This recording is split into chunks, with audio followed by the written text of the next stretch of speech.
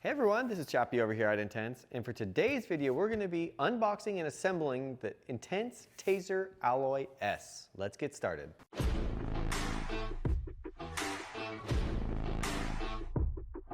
Alright, so the first thing we're going to do is we're going to pull out our wheel stabilizers, grab our accessory bag. This will have your charger and extra accessories, the rear triangle, get our tool bag, in our last accessory box. Set those on the bench. We'll pull our wheels out. Set those aside. And then lastly, before we get the bike up into the stand, we're going to grab our handlebars. And roll it and set it up here on top of the box. And what we're going to do is open up the left-hand side of the handlebar, and we're going to grab our dropper post lever button. We've exposed our dropper post lever here on the rider's left-hand side of the bar. We'll just depress this lever and the seat will come up. With the seat post exposed, we'll now have a good clamping surface in order to put the bike up into the stand. All right, so now that we have the Tazer S out of the box and in the stand, looking beautiful, we're gonna go ahead and turn the stem around and get it oriented in the forward position. Spin the stem around facing forward. And once the stem is facing forward, we're gonna remove the faceplate.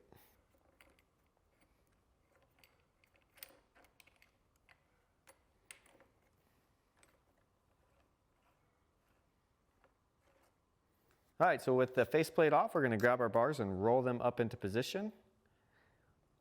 We want to take note of the mode selector wire down here. We want to make sure that does not get pinched in the faceplate, as well as making sure that our stem is centered up on the handlebars. From that point, we're going to take our faceplate. As you can see, that arrow up here at the top, that's going to be at the top surface of our faceplate. So we're going to roll that over. Line that up, get those threads started. Second bolt, we're going to get those threads started. And go just shy of snug here. Again, taking care to make sure that mode selector cable is out of the way. Get that bolt lined up. Thread it in. So now that we have the bottom two bolts in and the top two snugged into position, we're going to take note of the arrows at the top of our stem. Those arrows indicate zero gap. So when we go ahead and tighten the stem, the most important factor here is to make sure those arrows match up and that there is no gap between the stem and the stem faceplate. So zero gap right here. Once we've confirmed zero gap, we'll tighten and torque the two upper faceplate bolts first. With our torque wrench set to 5 Newton meters, we're going to torque both of these bolts.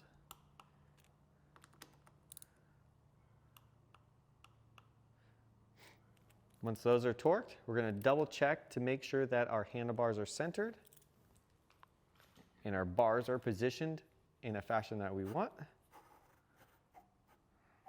Once we're happy with the positioning of the bars, we're going to take our 4mm Allen, set to 5 Newton meters once again. Tighten and torque to 5 Newton meters. And with the bottom ones, do one passover. All right, so now that we've got the bars mounted into the stem, the last step for the handlebar assembly is to mount our display wire here. So we've got a display wire that comes out of the down tube here. We're going to take our TLEW300 tool. We're going to line up the cable into the end of the tool. Pull the wire back. We're going to line that cable up into that second or the only open port on the back of the display. Insert it. Make sure everything's aligned, and then with a firm press, we're going to listen for the audible click. Once we hear that click, we know that cable has been successfully installed. All right, so now that our handlebar assembly is ready to go, we're going to move down to the front wheel. So we're going to start by removing our front axle and pulling our pad spacer out. Remove our front axle, slide that out drive side. We're going to pull our pad spacer here. And now our fork is ready for the wheel. All right, so next is we're going to prep the front wheel. So main thing here is we're going to pull our protectors off. But when we pull our rotor guard off, we want to make sure that there's no hub end caps located on the protection itself. We want to make sure it's still on the wheel. And that will go for both sides of the hub. All right, so now that we have our wheel and our fork prep, we're going to move to installation. Get our wheel aligned into the fork. Once we have our wheel aligned with our forks, we're going to make sure our rotor is aligned with our brake pads. And once everything's lined up, we'll just pull everything up. Hold in the upward position, insert our axle. Don't need to slam anything at this point, just slightly depress that axle, make sure everything's lined up, pop it right in. With our axle inserted, we're going to tighten and torque to 6 Newton meters.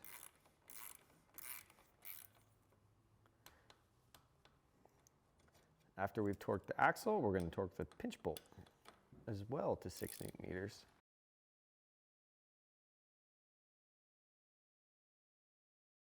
All right, so next up is installing the rear derailleur. So let's get familiar with a couple different things before we go and move forward with this. The first thing here is our B plate, which is the item that's moving here. So that B plate, this flat surface right there, needs to sit on top of this here. And we'll show that here. Take our 5mm Allen into the main bolt of our rear derailleur.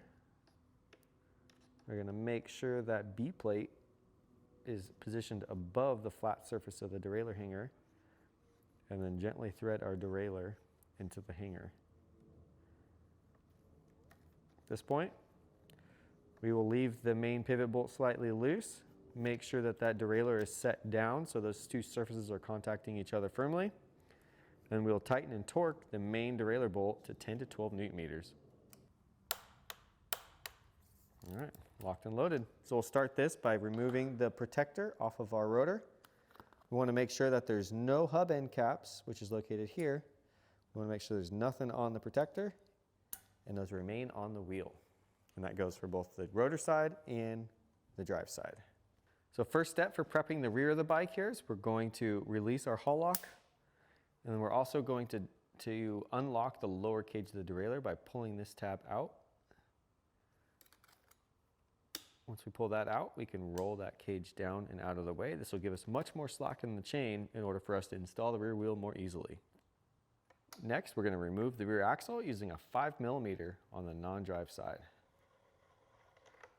And thread, once that's loose, pull the chain up, slide the axle out. All right, so now that we have the frame and the wheel prep, let's go ahead and install the wheel into the frame. So we're going to align the wheel. We're going to pull our rear derailleur backwards.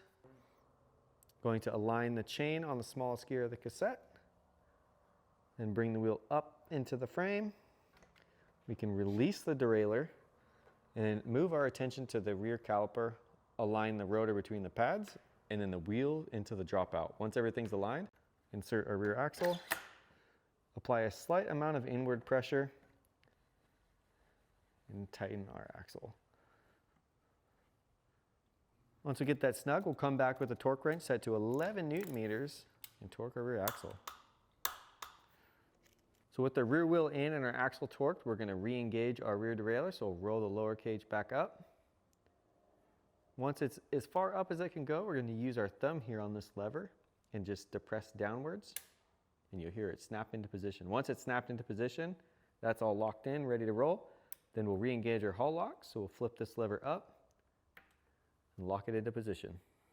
All right, so now that we have the rear wheel on the bike, let's run through the gears real quick just to make sure that everything looks and sounds good.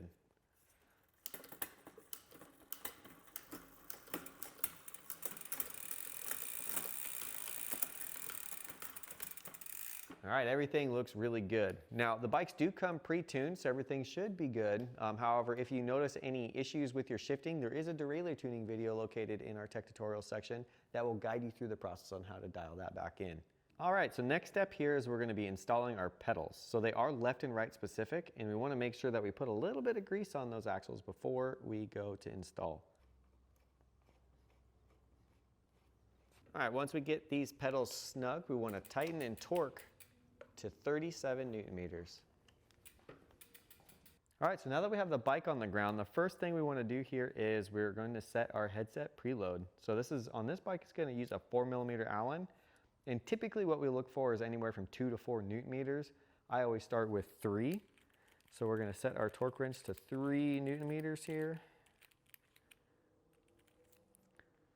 We're going to align that 4mm. Get it to 3.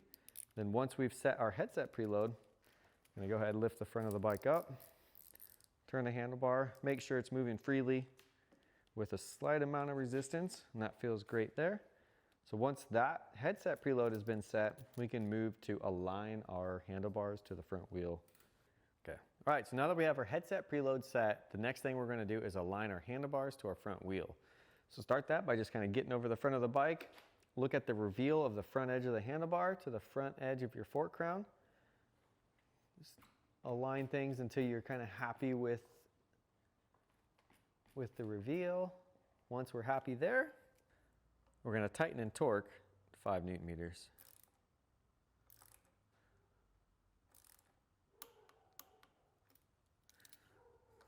Repeat that process on the left side lower stem bolt.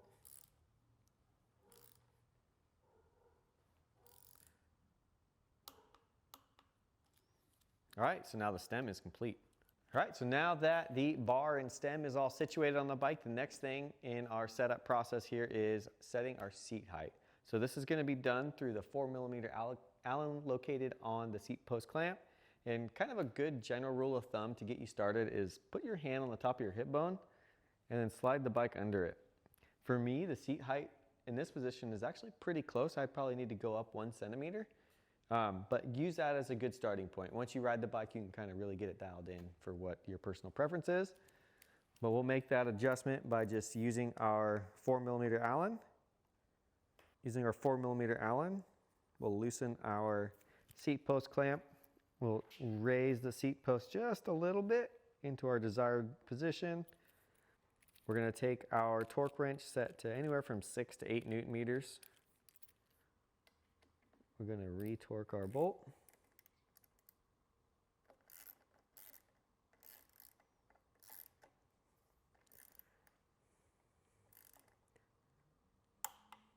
Once that's torqued. All right, so now that the bike is ready to go, let's take a look at the last few details we need to tailor the bike into us. So first and foremost is suspension setup. There is a sag setup video that will guide you through that process from start to finish on how to properly set the suspension up to your body weight. And lastly is tire pressure.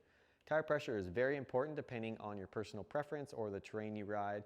In general, on a Tazer with these Pirellis, you're going to be looking anywhere from 24 to 28 PSI for the rear and about 26 to 28 for the front. All right, so now that we got the setup of the bike all dialed in, let's take a look at the battery and how to charge it. So first we're going to remove the battery just to show that process. We're going to take the key that's located in your accessory bag. We're going to line it into the keyhole here.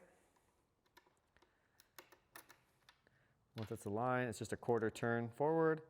You'll see the battery will want to drop down. Once that's dropped down, as you can see here, up in this little void here, there's a small stainless tab, which I'll show you here in a second, that you depress, and that will allow the battery to release. So here is a small stainless tab. This is what you'll be depressing with your finger. Once you've removed the battery, you can go ahead and remove the key. You do not need it any longer. Now that we have the battery removed, we can go ahead and reinstall it. So we want to take a look at the bottom of the battery here. This is your port.